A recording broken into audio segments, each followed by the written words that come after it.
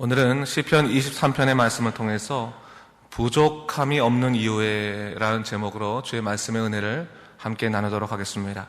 시편 23편의 말씀은 시편 중에서 가장 널리 알려진 다윗의 대표적인 시입니다. 하나님과 그의 백성과의 관계를 목자와 양의 관계로 비유하고 있는데 영적인 차원뿐만 아니라 문학적인 측면에 있어서도 아주 뛰어난 작품이라 말할 수 있습니다. 시편 기자인 다윗은 이 시를 시작하면서 인생에 있어서 드러나는 수많은 문제들에 대한 해답을 선언의 형식으로 시작하고 있습니다. 무엇입니까? 내게는 부족함이 없습니다. 이 선언인 거예요, 선언. 그리고 그 이유를 뭐라고 말합니까? 여호와가 나의 목자이시기 때문이다 라는 선언을 하고 있는 것을 볼 수 있습니다. 어떻게 보면 세상 사람들과 살아가는 방식과 참 다른 것입니다. 사실 사람은 이 만족이라고 하는 데 있어서, 만족감에 있어서 굉장히 피동적인 동물입니다. 그렇기 때문에 배가 고플 때는 음식으로 인해서 부족한 배가 채워져야지만 난 만족합니다 라고 말하는 것이고, 어떠한 것이 모자라서 어려움을 겪고 있을 때는 그것이 해결되거나 채워져야지만 더 이상의 부족함을 느끼지 않습니다. 그렇기 때문에 굉장히 피동적인 존재인 거예요. 채워짐을 통해서 부족함이 없어지는 것이 이런 피동적인 삶의 모습 아니겠습니까? 그런데 다윗은 전혀 다른 거죠. 그는 좀 더 능동적인 모습을 가지고 있는 것을 볼 수 있습니다. 그는 뭐라고 선언합니까? 나는 더 이상 부족함에 매여 있지 않습니다라는 거. 부족함에 매여 있지 않습니다. 왜요? 여호와가 나의 목자 되셨기 때문입니다. 그걸 깨닫는 거죠. 이것은 단순히 여호와께서 내게 목자가 되어주셔서 앞으로 내 것을 많이 채워주실 것이기 때문에 부족함이 없습니다 라는 것을 얘기하는 것이 아니라, 여호와께서 나의 목자가 되신 그 순간부터 나는 더 이상 세상에 매여 있을 이유가 없습니다. 그분만을 의지하고 살아갈 때 나는 더 이상 부족함의 문제에 매여 있을 이유가 없습니다라는 선언을 하고 있는 것입니다. 새로운 삶의 고백이라고 볼 수 있어요. 새로운 삶의 고백. 여러분, 우리 신앙생활 할 때도 부족함이 있잖아요. 왜 부족함이 없습니까? 아무리 열심히 일을 해도 내 뜻대로 되지 않을 때가 있고, 아무리 열심히 노력을 해도 사업이 경제의 문제 때문에 안 될 수도 있는 거고, 그런 부족함의 문제가 있을 수 있습니다. 그것 때문에 힘들어할 수 있습니다. 그러나 시편 기자인 다윗이 말한 것은 뭡니까? 그래요, 내게 여전히 부족함의 문제가 있을지라도 나는 더 이상 부족함의 문제에 매여 있을 이유는 없습니다라는 거예요. 왜? 하나님이 나의 목자 되시는데, 여호와가 나의 목자 되시는데 내가 그 부족함의 문제로 인해서 내 인생을 낭비하지 않겠습니다라는 것을 얘기하는 거죠.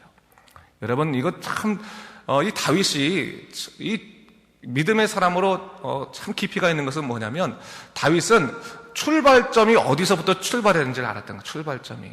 항상 우리의 믿음의 출발점은 어디냐면 우리의 곤란한 상황이나 어려운 상황에서부터 출발할 때가 많은 거예요. 내가 어렵습니다. 내가 고통스럽습니다. 하나님 저를 도와줘야 될 것이 아니겠습니까? 항상 우리로부터 시작해가지고 자꾸 하나님에게 가잖아요. 그렇죠?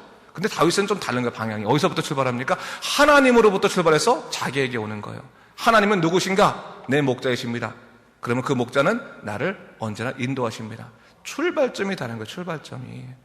여러분, 우리 믿음에 있어서 견고함을 가지려면 그 믿음의 출발점을 어디에 잡을 것인가를 분명히 우리가 알아야 되는 거예요. 항상 나의 곤란한 상황, 고통스러운 상황, 그것만 묵상하다 보면 하나님은 상대적인 도움을 주는 사람 중에 하나가, 도움을 주는 분 중에 하나가 되는 거예요. 하나님을 나의 절대자로 섬기게 된다면 그다음부터는 내 문제까지도 하나님의 계획 안에 들어있어서 하나님께서 언젠가는 이루실 그 놀라운 역사의 한 부분이라는 것을 우리가 인정하게 된다고 하는 것이죠. 바로 다윗은 그런 세계관에 관한 선언을 지금 하고 있는 것입니다. 여호와는 나의 목자십니다. 그래서 내게 부족함이 없습니다 라고 선언을 하는 것이죠. 자, 다윗은 그러면서 하나님이 주시는 세계를 바라보는 거죠. 목자 되신 하나님이 이끄시는 세계는 무엇인가? 뭡니까? 푸른 풀밭으로 누이시는 놀라운 역사가 있습니다. 그럼 목이 마를 때마다 쉴 만한 물가, 당시 물이 굉장히 빠르니까 이 양이라는 동물이 굉장히 겁이 많잖아요. 겁이 많아서 이게 조금만 물이 세게 가도 물이 있어도 물을 못 먹는 거예요. 근데 조금만 물이 천천히 흘러니까 쉴 만한 물가, 그래서 거기서 물을 먹을 수 있는 쉴 만한 물가로 인도하시는 그 평탄한 삶을 인도하신다는 것을 얘기하고 있는 것이죠. 근데 그것만으로 끝나는 것은 아니에요. 하나님을 온전히 의지하다 보니까 내가 사망의 음침한 골짜기로 다닐지라도 내가 해를 두려워하지 않게 되었습니다 라는 것을 고백하고 있어요. 참 이건 정말 놀라운 그 고백이라 할 수 있죠. 여러분, 우리가 어려움의 상황에 이르렀을 때 그것을 사망의 음침한 골짜기라고 우리가 표현한 적이 있습니까? 사실 여러분들 혹시 그 인생 살아가면서 야, 그때 그 시간은 사망의 음침한 골짜기였던 시간이었다라고 고백하는 시간이 있어요? 사망의 음침한 골짜기라는 것은 두 가지가 있는 거예요. 하나 뭡니까? 죽을 것 같은 거예요. 살 수가 없을 것 같아요. 죽을 것 같은 거예요. 미치겠는 거예요. 죽을 것 같은 거예요. 또 뭡니까? 음침하다는 건 뭡니까? 도저히 방법이 보이지 않는다는 거예요. 해결의 기미가 보이지 않는다는 거예요. 어떻게 내가 할 수 없다고 하는 거예요. 그런 사망의 음침한 골짜기에 내가 처해 있을 수 있었다는 거예요. 처해 있을 때. 근데 내가 해를 두려워하지 않는 것은 뭡니까? 여호와가 나의 목자가 되셨다는 사실이, 그것이 내가 분명히 그 사망의 음침한 골짜기에서 내가 해를 두려워하지 않으려고 설 수 있는 이유였다는 거죠. 오히려 그러면서 이 다윗은 다른 것을 보게 됐어요. 사망의 음침한 골짜기 안에 있을지라도 뭡니까? 나를 지키시는 하나님의 그 목자이신 여호와의 뭐예요? 막대기와 지팡이를 보게 됐다라는 것을 얘기하고 있는 것이죠. 여러분, 이것은 참 우리에게 큰 위로를 준 거라고 말할 수 있습니다. 정말 우리를 인도하신 하나님, 그 하나님의 보호하심이 우리와 있다는 것을 우리가 확신하게 되는 계기가 어느 계기였다는 거예요? 내가 가장 어려웠을 그 순간이었다는 것을 얘기하고 있는 거죠. 내가 어떻게 할 수 없는 그 순간이었다는 거죠. 그때 하나님을 만났기 때문에 하나님은 절대적인 분이시구나라는 것을 고백할 수밖에 없었다는 사실입니다. 그렇기 때문에 우리가 여러분 믿음 생활할 때 항상 우리가 주의할 것 중에 하나가 눈에 보이는 상황에 대해서 너무 분명한 결론을 지는 것도 문제가 되는 겁니다. 그래서 하나님의 선한 뜻은 무엇일까? 질문을 해야죠. 우리 질문을. 하나님, 이 문제가 내게 우리가 어떻게 앞으로 나가라는 하나님의 음성입니까? 라고 질문을 할 필요는 있어도 그것 때문에 넘어질 필요는 없습니다. 그러면서 여러분 3절 말씀 우리 같이 읽었으면 좋겠는데 3절 말씀 한번 크게 읽어보겠습니다. 시작. 내 영혼을 소생시키시고 자기 이름을 위하여 의의 길로 인도하시는도다. 하나님을 전적으로 신뢰하는 거죠. 신뢰하는데 하나님을 신뢰하는 데 있어서 그 이유가 뭐라고 말합니까? 그분은 내 영혼을 소생시키시는 분이시고 나를 의의 길로 인도하시는 분이십니다 라는 것을 얘기하는 거죠. 의의 길은 하나님께서 우리를 이끄시는 온전한 길을 얘기하는 거죠. 생명의 길을 얘기하는 거죠. 죄의 길은 사망의 길이지만 의의 길은 생명의 길입니다. 그런데 여러분, 의의 길로 인도하시는 이유가 여기 뭐라고 나와 있습니까? 뭐라고 했어요? 자기 이름을 위하여라고 얘기하고 있습니다. 우리의 이름을 높이시는 것이 아니라 우리의 노력을 가상해 보시는 것이 아니라 뭐예요? 자기의 영광을 위해서 자기의 이름을 위해서 일하시는 분이시다라는 것을 얘기하는 거죠. 이 말은 결국 뭡니까? 사람의 노력이 아닌 하나님의 의지로 우리의 삶을 이끌어 가시는 것이고 그것을 통해서 우리에게 분명히 무엇을 보이십니까? 하나님만이 나의 전부 되십니다라고 하는 왕 되신 하나님을 고백하게 하신다는 것을 얘기하는 거죠. 그것을 통해서 우리에게 드러나는 놀라운 삶의 역사는 뭡니까? 우리 영혼이 죽었다가 살아나는 거죠. 소생되는 놀라운 역사를 우리가 누리게 된다는 거예요. 이런 믿음 생활을 열심히 하다 보면 하나님의 놀라신 크신 은총 가운데 우리가 사로잡히는 경험들을 하게 될 텐데 여러분 그때 잘 보십시오. 그 하나님의 놀라신 능력을 체험하게 될 때 우리에게 드러나는 가장 커다란 변화는 뭔가? 물질이 늘어나는 겁니까? 내 건강이 회복되는 겁니까? 우리는 너무나 큰 놀라운 기쁨 뭐예요? 내 영혼이 소생된다는 기쁨을 얻게 되는 거죠. 죽었던 영혼이 살아난다. 하나님의 놀라우신 역사 가운데서 내가 영적인 기쁨을 얻게 된다. 그것이 바로 하나님의 축복이라는 거예요. 축복이라는 그걸 얘기하고 있는 것입니다.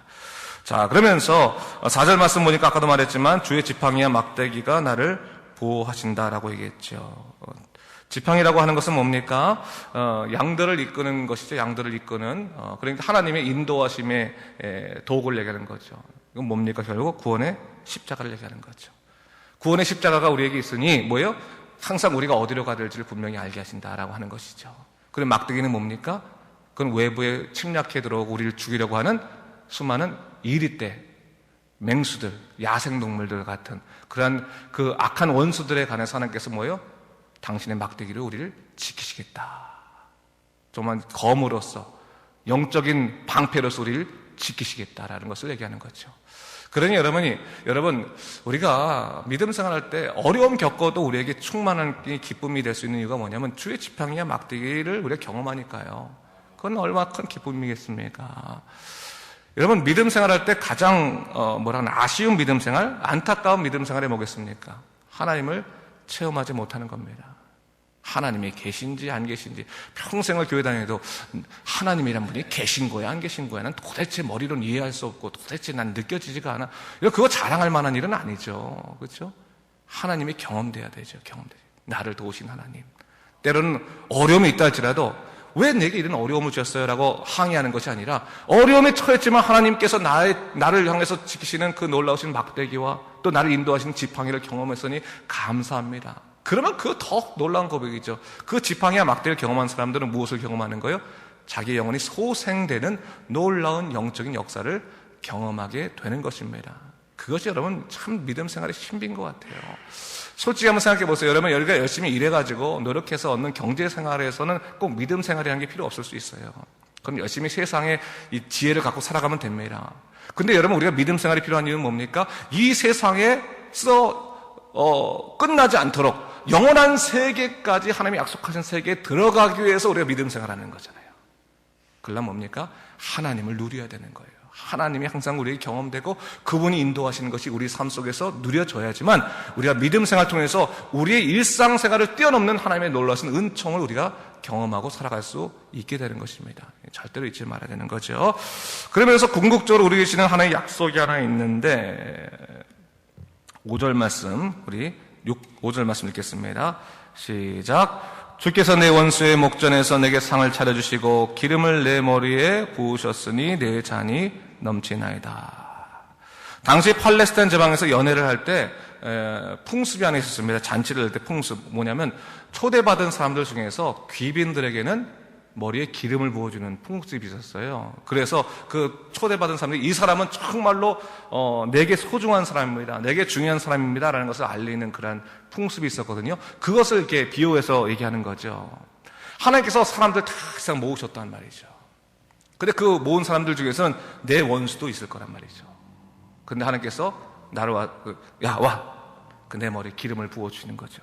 그러면서 뭐예요? 이 사람은 내 선택받은 사람이다. 라는 것을 증거해 주는 거죠. 얼마나 놀라운 일입니까? 이러면 세상에 나가서는 막 이리 맞고 저리 맞고 정말 무시당하고 또 쓰러져서 속상하고 그런 존재일지 모르지만 내 주 하나님 앞에서 하나님께서 내가 너를 선택했고 내가 너를 사랑한다는 것을 그 원수들 눈앞에서 확인시켜준다는 거, 기름을 부어가면서 얼마나 놀라운 약속입니까? 이런 은혜 되십니까? 여러분, 은혜가 되셔야 되는 거예요. 이 말에 위로가 되셔야 되는 거예요. 위로가 되셔야 되는 거예요. 이 말씀 붙들고 살아야 되는 거예요. 고단하고 힘들 때도 그렇지. 내 원수의 목전에서 내게 기름 부으시는 거 하나님의 사랑이 있는데 내가 넘어지지 말자. 그런 마음이 있어야 되는 거예요. 그런 마음이 있을 때 우리는 어떤 고백할 수 있습니까? 다윗의 이와 같은 고백, 6절과 같은 고백을 할 수 있는 겁니다. 6절을 또 크게 한번 읽어봅니다. 시작. 내 평생의 선하심과 인자하심이 반드시 나를 따르리니 내가 여호와의 집에 영원히 살리로다. 아멘. 이런 고백 있으시죠, 여러분? 여호와가 나의 목자신 내게 부족함이 없습니다. 라는 고백하는 사람, 어느 곳에 있든지 하나님이 나를 이끄시고 나를 돌보시는 것을 믿습니다. 주께서 내 원수의 목전에서도 내게 기름 부으십니다. 그런 것을 확실히 확고하게 믿으면, 확고하게 누리면 어떻게 될 수밖에 없다는 거예요. 입술에서부터 어떤 고백이 나올 수밖에 없다는 거예요. 전 내 평생에 절대로 여호와를 떠날 수 없습니다. 떠날 수가 없습니다. 난 여호와의 집에 영원히 거하겠습니다. 하나님만을 섬기겠습니다. 왜요? 내 평생에 하나님의 선하심과 인자하심이 반드시 나를 따른다는 것을 내가 확신하기 때문입니다. 고백하는 거죠. 하나님의 선하심과 인자하심이 여러분의 개인적인 삶에 반드시 따름을 여러분 믿으시기 바랍니다. 그런 확신이 있는 거예요. 그런 확신이 있을 때 우리는 넘어지지 않습니다. 사망의 음침한 골짜기에서도 해를 두려워하지 않습니다. 오늘도 그 믿음으로 살아가는 여러분 되시기를 주님의 이름으로 축원합니다. 기도하겠습니다.